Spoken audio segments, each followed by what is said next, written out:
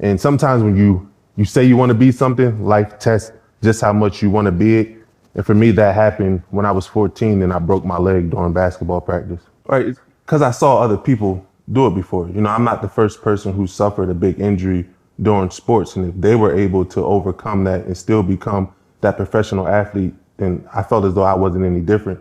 And the worst thing I can do was actually try. And if it didn't happen, then I would be okay with it. But I couldn't settle with knowing that I never tried to see if I can overcome. Now, I wasn't the most talented person growing up in football. I actually was pretty terrible when I first started. But what stops people from making it to the highest level is that they don't overcome those injuries. They let the people come into their life and tell them, you know what, I don't think you're able to overcome this injury. And they don't even try. Whereas it's people who have the resolve to keep fighting and keep working towards a goal are the people who usually get their goals. I think people have to realize that they have to accept failure, but don't accept defeat. I think whenever you're trying to do something great, whenever you're trying to be successful, you're going to face failures, you know, but it's those lessons in the failures that really take you to greatness.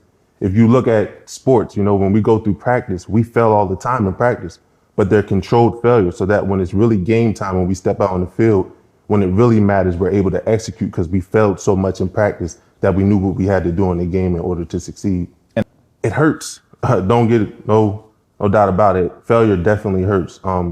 But the way that you're able to overcome those failures is say, you know what? I failed because of this reason. I'm going to take these lessons. I'm not going to focus on me failing, but I'm going to take the lessons in the failure so that when I move on and I try to do something new, that I already have the equipment or the lessons in order to succeed the next time around.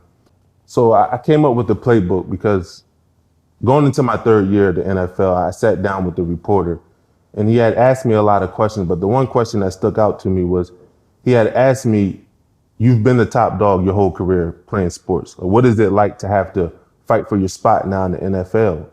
And it kind of rubbed me the wrong way because I felt like he didn't understand what I went through in order to get to this point. So I started to go down a list of all the things that I went through in my life. And when I told him, he had this look of shock on his face. Like, man, I can't believe you were able to accomplish all this after going through all that. How was you able to do it? And that was the first time anybody had ever asked me that question. And I didn't have a good answer at that time. I just told him, I don't know. I just did. Fast forward a couple of months later, Leah got diagnosed with cancer and I was crushed. You know, I thought when I heard the word cancer, I associated with death and I thought my daughter was going to die. But I decided to do some soul searching and found out what did I have in me that allowed me to overcome all the obstacles that I faced in order to make it to the NFL. And it was really football. You know, I've been playing football since I was 13 and it had been conditioning me my whole life without me knowing on how to overcome adversity, how to overcome obstacles.